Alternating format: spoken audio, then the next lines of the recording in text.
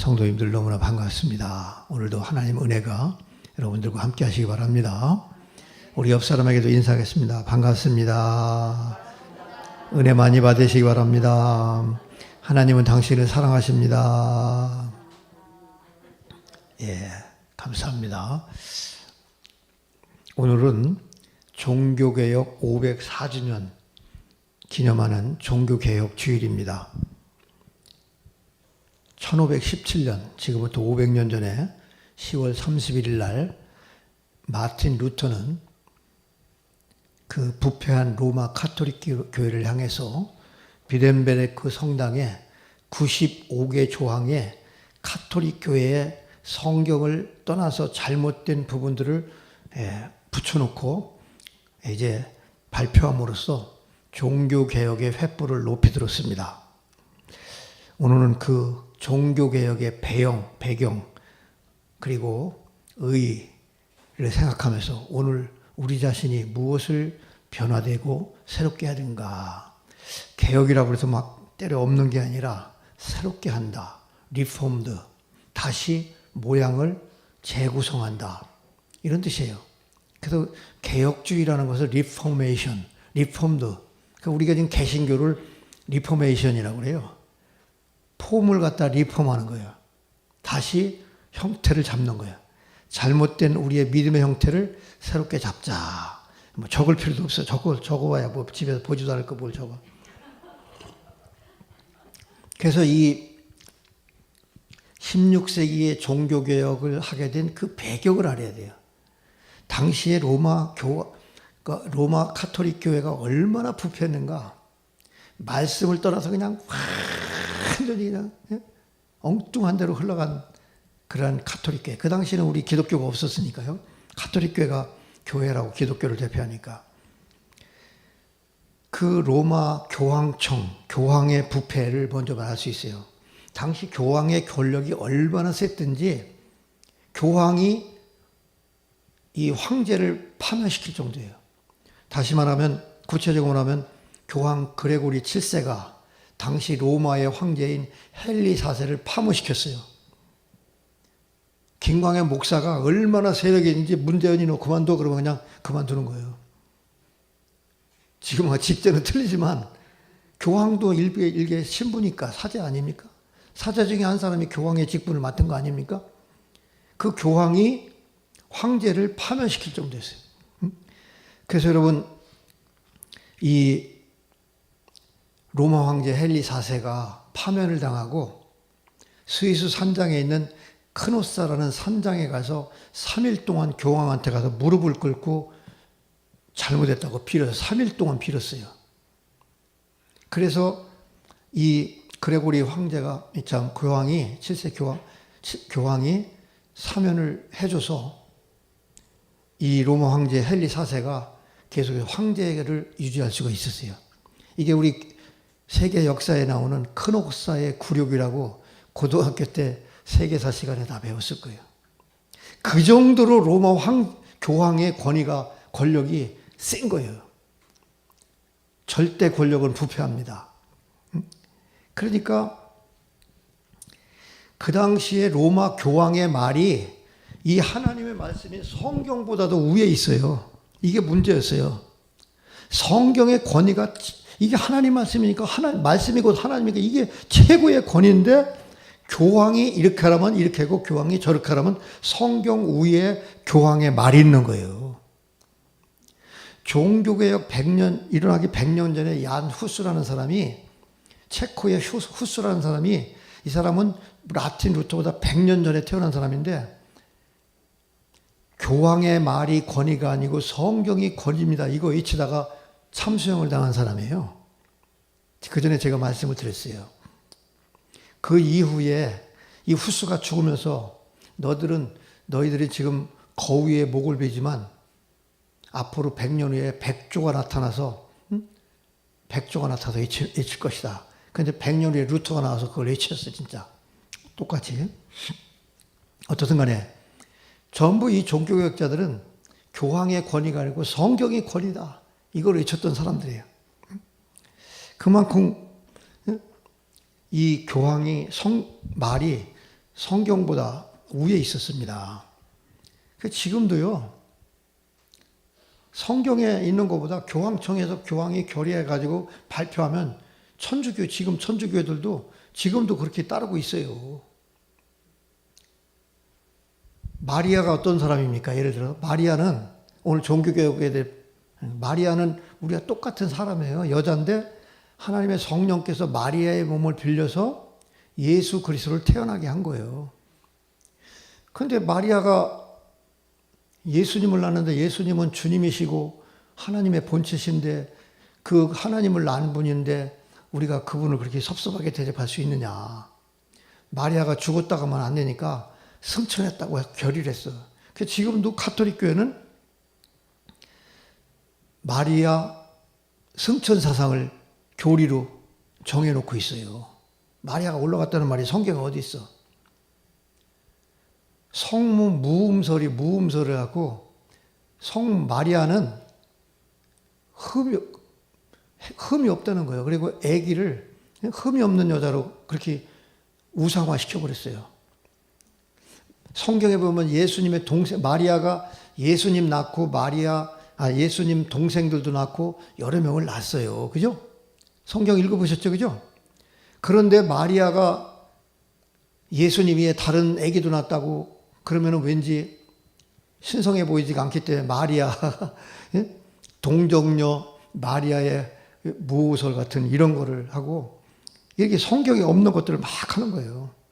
그 다음에 성인 숭배, 성자 숭배, 김수환 추기경 같은 사람은 성인으로 추대했어요. 그럼 이 사람을 또 날 잡아서 그 사람한테 예배 드리고 그러니까 막 이 가톨릭 교회는 막 성자가 너무 많아. 성인들이 너무 많아.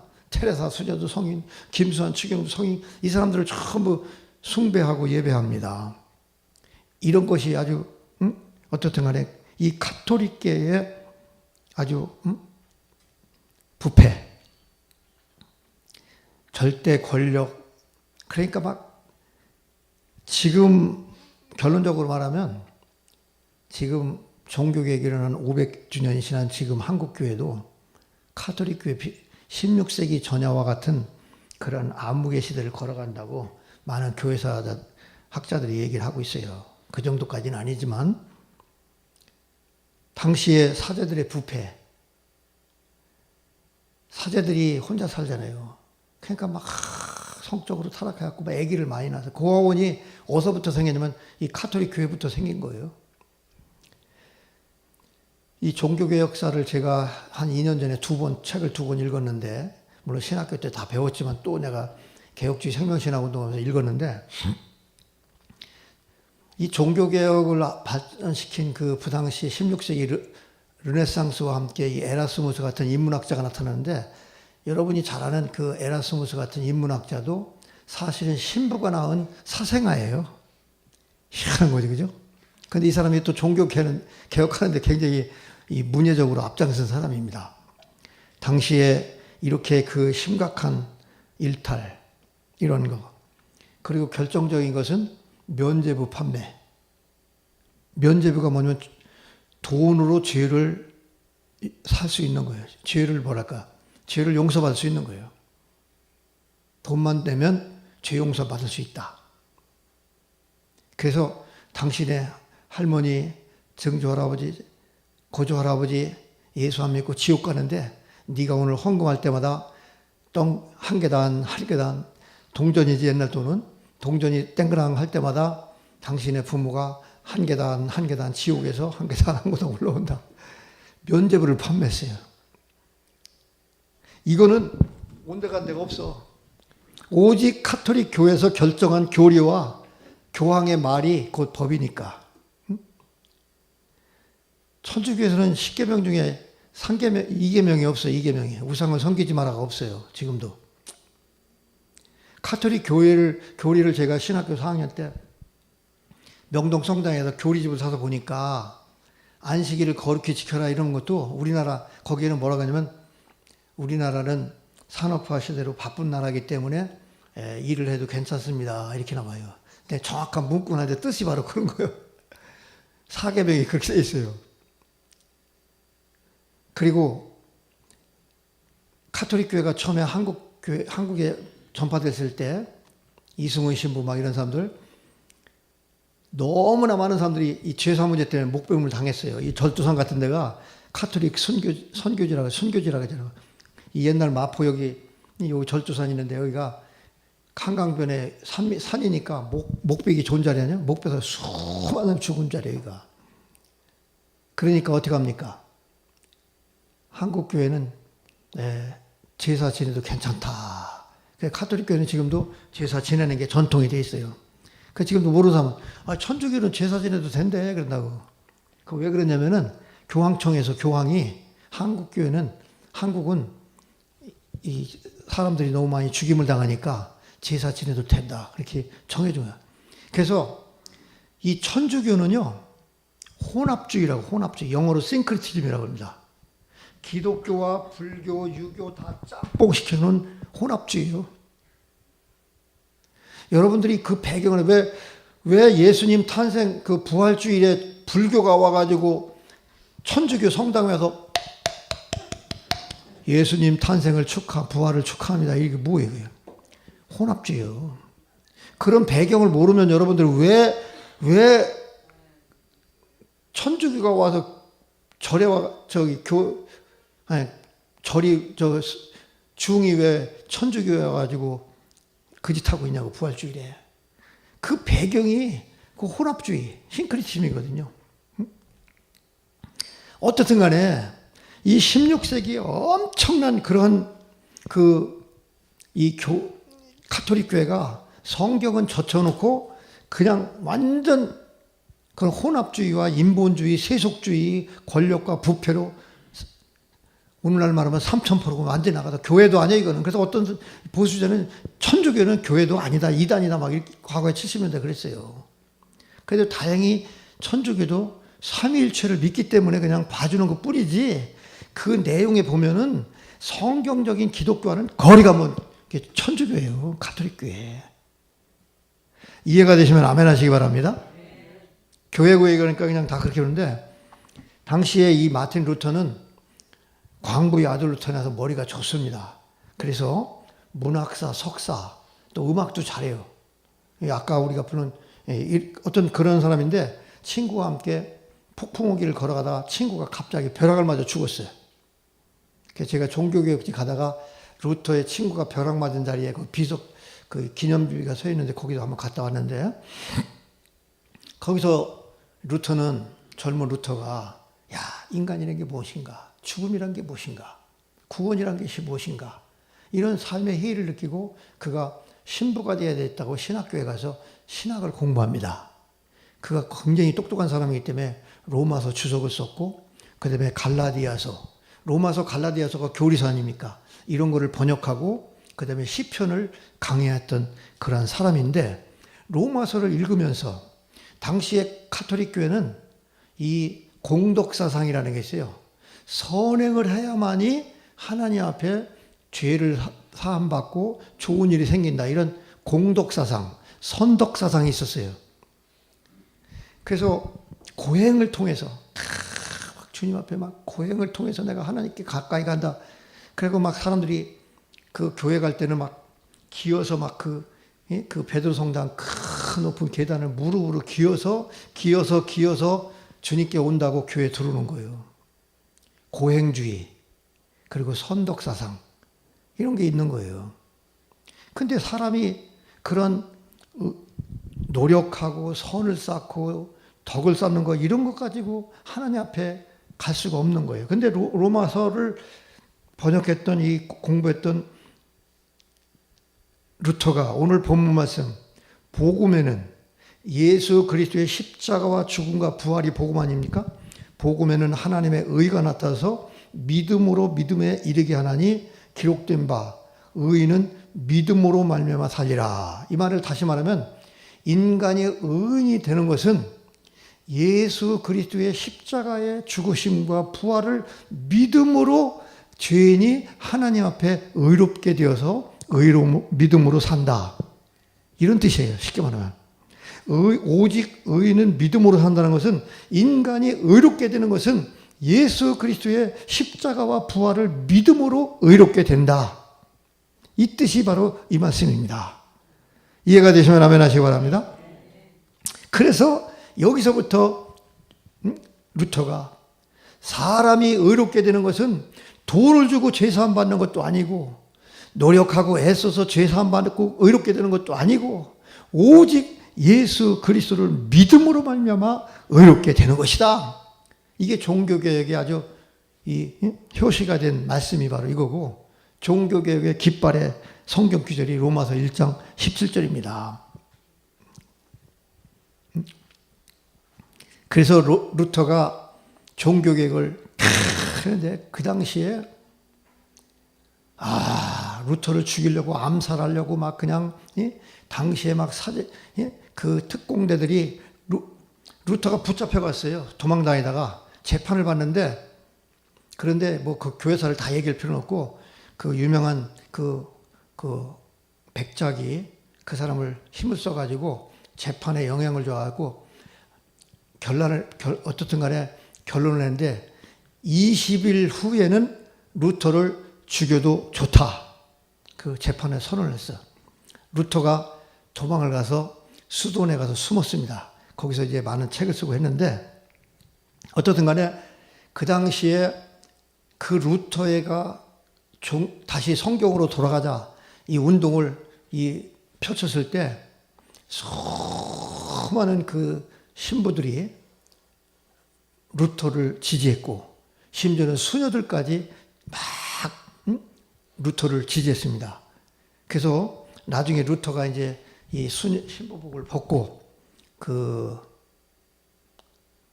수녀 이름, 신부 옷을 벗고 수녀 이름이 갑자기 수잔난가 이름이 생각이 안 나는데 이서는 깜빡깜빡 해가지고 그 수녀와 결혼됐어요. 수많은 그 신부들이 동조를 했고, 또 당시에 이제 문예 부흥이 일어났습니다.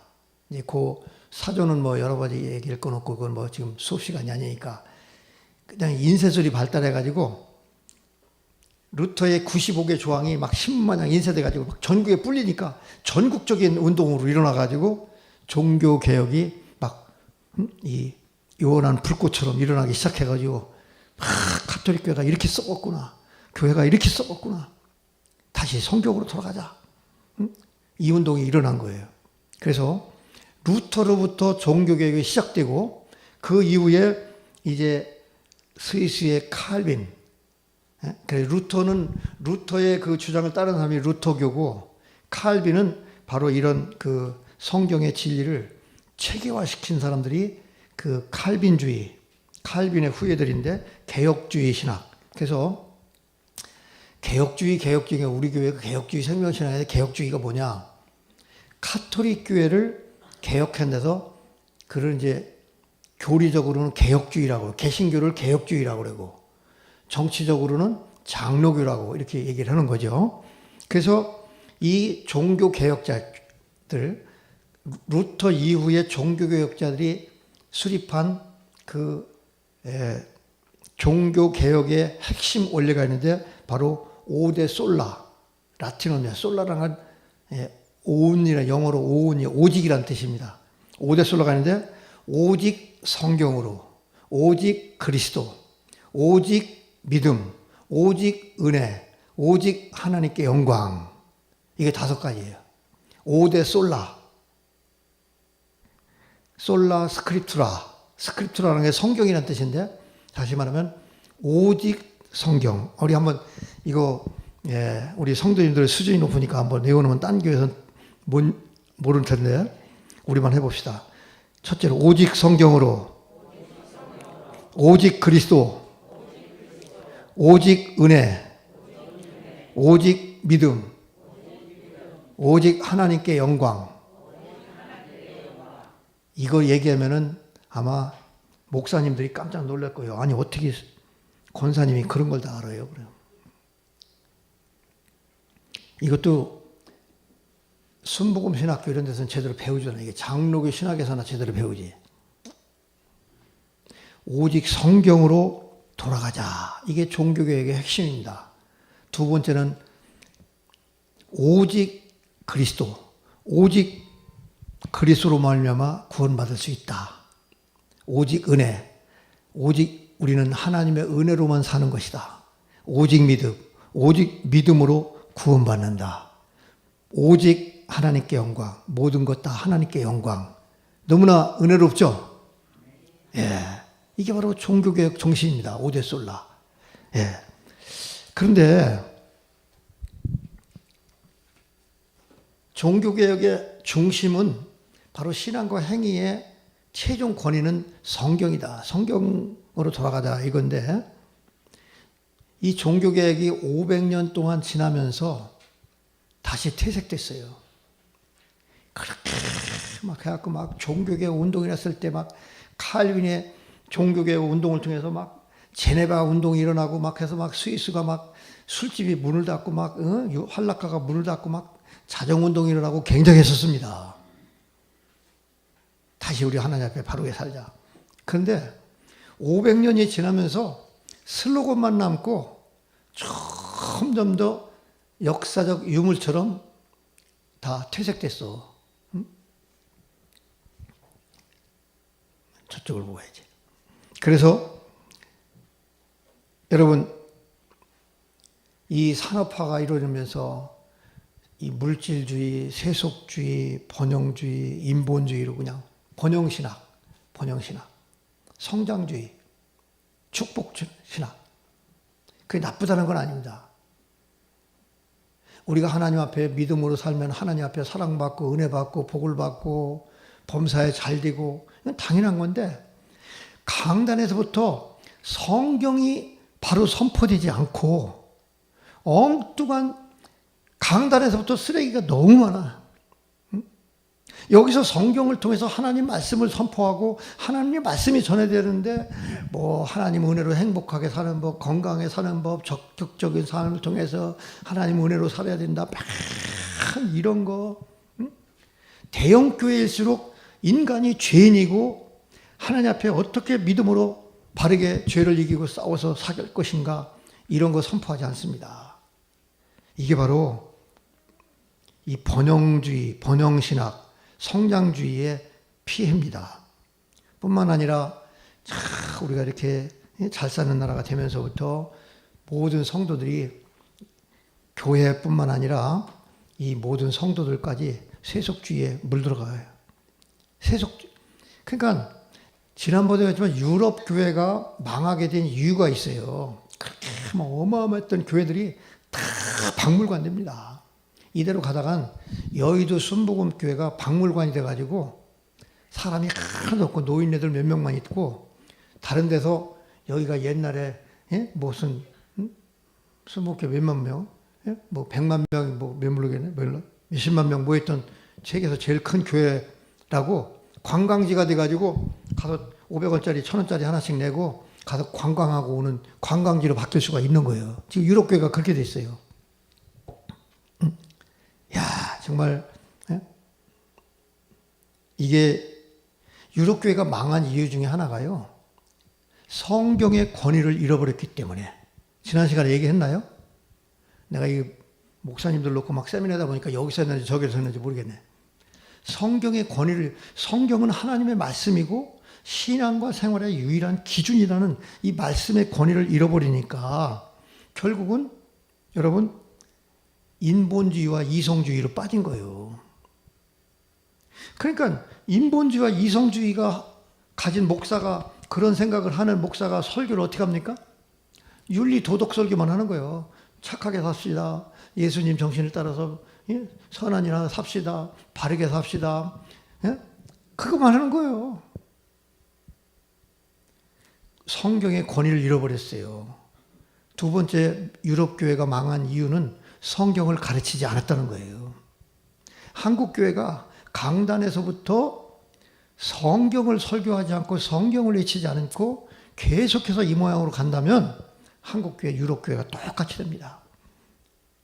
제가 계속해서 글도 쓰고, 또 11월 22일 날은 여수에서 전국 성시화 운동하는 그 본부가, 사람들이, 대표들이 11개 뭐 춘천 성시와 대전 성시와 얘기 들어보셨죠? 그 성시와 운동하는 사람들 1박 2일 하는데 와서 지금 이 얘기 해달라는 거예요.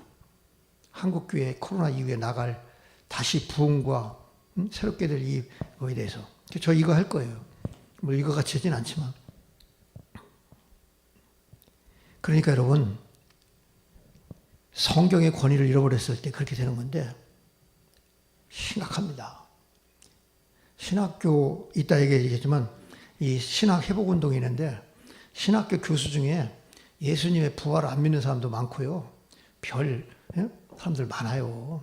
게다가 막 신학 교수를 읽는 글에다가 신앙 없는 신학은 무신론자보다 더 악한 것이고, 그거는 자기 학문적 과실 뿐이다. 막 신학자들은 막 그냥 글만 어렵게 써가지고 뭐가 뭔지 막 각주 막 시커멓게 달아가지고 논문 써서 써냅니다. 그럼 무슨 말인지 몰라. 나도 모르고 너도 모르고 그냥 그거 뭐 나이만큼 지식이 많다는 자기 학문적 과시하는 것 뿐이지 신학이 교회를 살리는 신학, 생명을 살리는 신학, 하나님께 영광을 돌리는 신학 이게 돼야 되는데 신학이 이론화되고 사변화된 거예요. 여기서부터 한국교회가 생명력을 잃어가기 시작한 거예요. 우리는 왜 그러냐? 어렸을 때 막 은혜 받고 막 속에서 막 불이 붙어가지고 막 주여 죽음인들 못 가오랴 막 십자가 지고 막 골고다 언덕에도 가겠습니다. 주님 제자 베드로는 거꾸로도 갔사온데 죽음인들 못 가오랴 막 울면서 신학을 했어요. 그러니까 지금도 이 예수 불과 생명이 끓이잖아. 영원히 꺼지지 않는 생명의 불이 있어. 그러니까 이렇게 외치는 거예요. 그런데 요즘 애들은 엄마가 신학교 가라고 아버지가 신학교 가라고 가갖고 그냥 초등학교 졸업 맞고 중학교 졸업 맞는 거 그냥 학교 다니는 거 마냥 다 그냥 목사라고 딱 받고 나와. 여기에서 불이 없는데 어떻게. 내 속에 불이 있어야 사람들이 불구경에 오는 거 아닙니까? 그러니까 그냥 목회를 못해. 신학교 졸업 맞고요.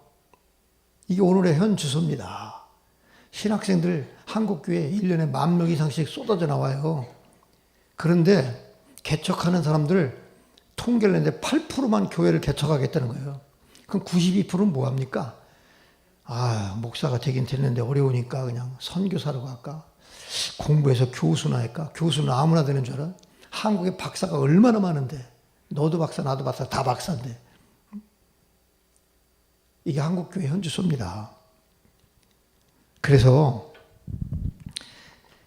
이 종교개혁 5대 솔라가 500년을 거치면서 역사적 유물론, 그런 아주 유물처럼 변해버린 오늘의 시대에 개혁주의 생명신학이 선포됐어요. 백석학원 설립자인 장종현 박사가 왜 한국교회가 이렇게 됐는가? 신학자들은 공부를 어마어마하게 하고 신학교도 많고 학문은 점점 깊어지는데 왜 교회는 점점 생명력을 잃어가고 이렇게 약화되고 신학생들은 교회를 개척하지 못하는가? 이것은 신학의 문제다. 그래서 신학을 변화시켜야 된다. 그래서 이분이 선언을 했어요. 신학은 학문이 아니다. 신학자들이요. 왜 성경을 학문화시키냐? 그리고 인간의 이성으로 어떻게 능력의 하나님을 제한하려고 너희들이 분석하고 개삭하고 인간적으로 하나님을 제한하느냐? 처음에는 막 엄청난 거부도 있었어요. 학문은 학문이지. 학문의 체계를 통해서 진리를 전달하는 거지만 학문 자체가 완전히 이론화돼 가지고 그래서 요한복음 6장 36절에 보면 살리는 것은 영이요 육은 무익하다. 예수님 말씀하셨잖아요. 내 말이 영이요 생명이니라. 요한복음 6장 36절 63절 육이 쓸데없다는 거. 육이 쓸데없는 게 아니라 육으로는 영혼을 살릴 수 없다는 거예요. 사람의 영혼을 살리는 것은 하나님의 말씀, 생명의 말씀만이 사람을 살릴 수 있다. 그래서 이 개혁주의 생명신학은 특별한 신학이 아니라 그렇게 500년 동안 변질되고 슬로건만 남아있는 개혁주의 신학을 최고의 신학이거든요. 5대 솔라를 다시 실천하고 활성화시키자. 이것이 바로 개혁주의 생명신학이에요. 여러분들은 지금까지 우리 목사님은 개혁주의 생명신학인데 뭔가 그랬을 거예요. 그거는 아까 말한 오데솔라 개혁주의 신학을 다시 활성화시키고 실천하자 하는 운동입니다. 좋은 거예요, 나쁜 거예요? 좋은 거죠? 너무너무 귀한 겁니다. 그래서 우리 교단을 중심으로 해서 한국교회 전 세계를 향해서 제2의 종교개혁 운동으로 개혁주의 생명신학 운동을 하고 있는 거예요. 제가 밖에서 목사님들이나 목사가 되려고 하는 신학생들에게 수백 명씩 모아놓고 내가 이거 하는 거는 여러분 사명감으로 하고 있어요, 사실은. 목사가 변해야 되거든. 근데 신학교 갈 때부터 속에 불이 있어서 가야 되는데 그게 없는 게 문제예요. 여러분 그러면 이 7대 실천운동이 무언가를 간단히 아까 5대 솔라를 실천할 수 있는 7가지 운동이 있어요. 이게 7가지 운동인데 첫째는 신앙운동. 이거는 바로 성경이 답이다.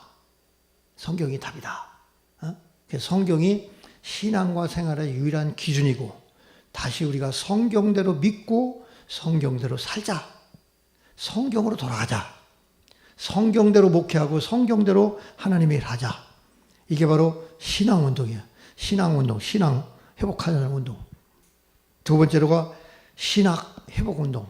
이게 이제 개혁주의 생명신학의 가장 핵심적인 건데 아까 말한 신학이 학문화되고 사변화되고 생명을 잃었기 때문에 신학은 학문이 아니다. 신학은 생명의 복음이다. 이 장종원 박사가 선언했어요. 그래서 신학이 변화된다. 그래갖고 백석대학교는요. 신학대학원 학생들은 합격을 하면 2주 동안 병천에 백석대학교 수련원이 있습니다. 굉장히 큽니다. 거기에 2주 동안 교수들과 학생들이 2주 동안 의무적으로 합숙해요. 그래가지고 성경을 일독합니다. 앞에서 나와서 읽고 같이 막 따라 읽고 하고 2주 동안 특별기도 하면서 성경을 일독해요. 그리고 신학 3년 하는 동안에 성경 쓰기, 성경 읽기 이게 아주 필수예요. 그리고 백석대학교 교수가 되려면 신학과뿐만 아니라 일반 학부도 마찬가지. 무조건 열흘간 금식. 대단한 거예요. 아주 이거는 필수 코스예요. 그거 하기 싫으면 관둬라 이거예요. 교수는 천지야. 그러니까 이 신학 회복 운동. 그래서 신학이 생명을 살리는 신학이 되고 교회를 위한 신학이 되고 하나님께 영광을 돌리는 신학이 되자. 이거 대단한 운동입니다. 세 번째로는 제가 여수 문중경 여수관이라고 거기 어디지? 문중경도도 산데 전라도 거기 섬 있잖아요. 큰일 났네 이거 생각에는. 문중경도사 응? 그 무안 옆에 저쪽에 섬 완도가 아니고 자관 있잖아요. 문중경 거기 가서 교회 역사를 쭉 보는데 옛날에는요 한 학기 신학 공부하고 한 학기 교회 와서 봉사하고 전도하고 교회 봉사하고 또 올라가서 한 학기 신학하고 한 학기는 실습하고 이렇게 해서 옛날에 목사가 돼가지고 옛날 우리 어르신들이 다 교회를 세우고 전도하고 그렇게 하나님 일을 했는데 오늘날은 신학을 그냥 중학교 들어가서 3년 동안 공부하고 나와서 졸업장 받고 나서 딱 목사 되는 거랑 똑같아요. 그러니 무슨 힘이 있어요? 무슨 능력이 있어요? 안타까워요, 안타까워. 지금 목사들 중에서 그냥 대리운전하고 직장 다니고 그런 사람들 많아요. 무임 목사. 교회 법에 목사가 3년 동안 아무 사역도 안 하는 무임 목사는 제명할 수 있다고 법에 나와 있어요. 법을 적용하지 않아서 그렇지. 아무튼 이게 신학은 신학 회복운동. 그래서 2010년 5월 21일 날 수원 월드컵 경기장에서 3만 명이 모여 우리 교단의 성도들과 목사들, 신학자들, 해외에 있는 신학자들, 한국 교회의 모든 사람들 다 모여가지고 개혁주의 생명신학을 선언했어요. 우리 교회는 안 갔어. 내가 그때 나만 혼자 가가지고 참 나는 우리 성도들 너무 배려해가지고 문제야. 우리 성도들은 다 바쁘니까 그냥 그래갖고 그냥 다른 목사들만 그냥 다 갑시다 막 쳐들어고 막 가야 되는데 그러면 며칠 휴직 내고 막 가고 해야 되는데 영상 보세요. 막 각 지역마다 막 전라도 제주도 해외까지 막 해갖고 막 3만 명이 막 피켓 들고 막 전국 체전하는 것처럼 해가지고 거기서 개혁주의 생명신학 선언했는데 우리 성은교회 성도들만 못 갔어. 그래가지고 11년 됐어요 지금 선포된 데가. 신앙운동, 신학회복운동, 세 번째는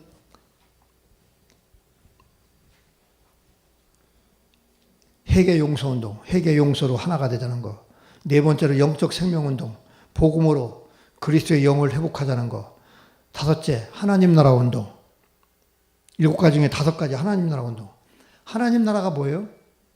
교회에서만 예수 얘기하지 말고 내가 속한 현장에서 복음 전하고 하나님의 영광을 드러내는 삶. 이게 삶에서 하나님의 영광, 그리스도가 주권이 이루어지는 주재권을 나타내는 이런 삶을 산다는 거예요. 목사는 교회에서 복음 전하지만 스포츠맨은 그냥 한 골 팍 넣고 딱 엎드려 기도하면 아우 예수 믿는 사람들 다 기분 좋잖아요. 근데 불교 사람들은 기분 나쁘지. 그러니까 그거 하지 말라고 축구협회에서 또 결정했다고만. 옛날에 박주영이는 그냥 골만 넣으면 그냥 요즘에는 그거 안 하더라고. 못하게 해가지고. 축구인은 축구하는 데서, 연예인은 연예계에서, 이성미 권사 같은 사람은 전도를 얼마나 많이 하는지 아십니까? 전도 많이 합니다. 조혜련이도 그냥 전도했는데 그 불교가 아주 그냥 대장이었는데 조혜련이가 전도 예수 잘 믿어요. 신학하고 있어요. 박사과정 하고 있어. 자기 어머니 전도했고 어머니가 막 하루에 뭐 8시간인가 몇 시간까지 막 성경 읽는데요. 간증하는데. 음악하는 사람은 음악으로. 교사들은 학교에서. 난 교사의 영향력이 얼마나 큰지 몰라요. 우리 애들 어렸을 때 내가 학부형으로 학교에 갔는데 권사님 잘 들어요. 그 교사가요 엄마 학부형들 모아놓고 한다는 소리가 여러분 나는 어릴 때부터 애들이 종교교육 받는 걸 원하지 않습니다. 해서 막 자연주의 교육을 막 얘기하는 거예요. 그래서 거기 분명히 교인들 많을 텐데 그래서 내가 손 들고 선생님 하고 내가 얘기를 하다가 그냥 말았어요. 이 선생이 한마디 하는 거예요. 근데 우리 친구 목사 부인이 교사예요. 나이가 이제 정년퇴직할 때 됐는데 간접으로 전도합니다. 아우 나는 어저께 교회 가서 뭐 했어. 한마디만 딱 해. 그러면 애들이 우리 선생님 교회 가는구나. 나도 교회 가야지. 그 영향력이 커요. 우리는 그냥 평범한 건데 아주 영향력이 엄청 커. 교사는 학교에서, 의사는 병원에서, 군인은 군대에서, 경찰은 경찰계에서 각자 자기의 삶의 현장에서 하나님의 영광을 드러내는 삶. 이게 하나님 나라 운동입니다. 교회에서만 기도하는 게 아니에요. 저 여러분도 여러분의 삶 속에서 하나님 나라가 확장되도록 주님의 영광을 나타내시기를 주의 이름으로 축원합니다. 6번째가 나눔운동.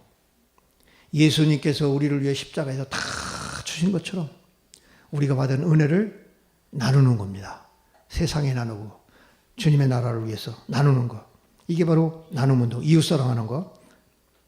7번째가 기도 성령운동. 이거는 잘하는 거죠. 기도하고 성령으로 열매 맺는 삶. 이것이 여러분 개혁주의 생명신학 7대 실천운동입니다. 다시 정리합니다. 종교개혁의 5대 솔라, 오직 성경으로, 오직 그리스도, 오직 은혜, 오직 믿음, 오직 하나님께 영광, 이것을 갖다가 실천하는 7가지 운동, 신앙운동, 신학회복운동, 회개용서운동, 영적 생명운동, 하나님 나라운동, 나눔운동, 기도 성령운동. 이것이 바로 7대 실천운동입니다. 오늘 말씀을 맺겠는데 오늘 종교개혁 504주년을 맞이해서 오늘 한국교회의 모습을 보면 500년 전 16세기 종교개혁 전야와 같은 캄캄한 어둠의 길을 걸어가고 있습니다. 대형교회 심각합니다. 난 대형교회 중에서 목사의 양심으로 존경하는 사람 두 사람이 있어요. 돌아가신 옥하는 목사님. 그분 강단에서 성경을 강의합니다. 제가 굉장히 어릴 때부터 영향을 많이 받았어요. 조용규 목사님 돌아가셨는데 예수 그리스도께서 우리의 죄를 위해 십자가에 죽으심으로 말미암아 우리가 영생을 얻게 되었고 하나님의 자녀가 되었습니다. 이분은 강단에서 그거 열심히 합니다. 그분 정말 복음적인 설교 많이 했습니다. 물론 소금복음이 뭐 축복도 있고 뭐 오중복음이 있긴 있는데, 그 다음에 윤석전 목사 같은 사람 예수 생명을 외칩니다. 그 큰 교회예요. 대다수 큰 교회들이요. 강남에 있는 큰 교회들 그냥 종교 종거고 그냥 화려함과 그냥 잘 사는 법, 멋지게 건강하게 주님 은혜로 축복받는 삶, 이것만 얘기하는 거야. 영적으로 허전하니까 신천지에 가면 성경이 말씀이 있는가 하고 말씀을 찾아서 간 것이 신천지에 가는 거예요. 여러분 아마 이해가 되실 겁니다. 오늘 종교개혁주를 맞이해서 다시 우리가 성경으로 돌아가야 돼요. 성경대로 믿고 성경대로 순종할 때 정말 우리는 하나님의 사랑을 받고 예수 제자로서 열매 맺고 복을 받는 은혜로운 승리의 삶을 살아갈 수가 있는 겁니다. 성경대로 말씀대로 믿고 순종하고 말씀대로 사는 성도가 되시기를 주의 이름으로 축원합니다. 서로 회개하고 용서하고 하나 되고 나누고 섬김으로 영적 생명운동을 통해서 기도 성령으로 충만해서 정말 믿음으로 승리하고, 야, 예수 믿는 은혜가 이거구나. 예수 믿고 인생 살맛난다. 인생의 존재 의미와 가치를 새롭게 발견하고 성령 충만해서 하나님 잘 믿는 그 결과로서 우리가 은혜로 승리하고 열매 맺는 삶, 이 삶을 누려야죠. 빛 가운데 사는 이 은혜로운 삶을 사는 게 이게 성도의 삶이지. 예수는 믿는데 세상에 똑같이 인생의 목표가 오직 그냥 세상 사람들과 똑같이 그냥 돈 벌고 그냥 편하게 사는 게 인생의 목적인 것처럼 살면 되겠습니까? 오늘 한국교회가 다 이렇게 됐어요. 세속주의와 세속화됐어요. 돈을 벌지 말라는 게 아닙니다. 돈을 귀한 거 열심히 벌어야 돼요. 그 목적이 하나님의 영광을 드리는 삶. 이게 우선돼야지. 너희는 먼저 그의 나라와 그의 의를 구하라. 먼저 프라이어리티에서 우선순위에서 하나님 나라와 의를 구하라 이겁니다. 이해가 되시면 아멘 하시기 바랍니다. 종교개혁주를 맞이해서 다시 한번 우리의 삶을 주님께로 돌아가서 말씀대로 믿고 순종하고 삶을 통해서 하나님의 영광을 드러내는 저와 여러분이 되시기를 주님의 이름으로 축원합니다. 기도하시겠습니다. 하나님 아버지 감사합니다. 오늘 거룩한 주일 하나님 전에서 우리 하나님을 예배하며 다시 한번 오직 예수 그리스도를 믿음으로 의롭게 되는 이 놀라운 구원의 말씀 붙잡고 다시 말씀으로 돌아가 하나님 말씀에 순종하고 열매 있는 귀한 삶을 살기로 결단하며 예배드린 사랑하는 모든 성도들 머리머리 위에 가정, 직장 하는 삶의 위에 그리고 이 나라 이 민족 위에 우리 주 예수 그리스도의 은혜와 하나님 아버지의 사랑하심과 성령님의 감화 감동 역사하심이 이제로부터 영원토록 함께 있을지어다. 아멘.